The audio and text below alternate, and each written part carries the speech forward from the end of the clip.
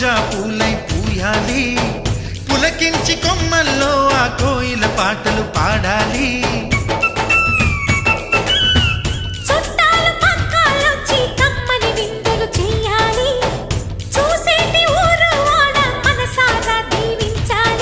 నలుగురు కలిసి చేతులు కలిపి మన కలలన్నీ పండించాలి.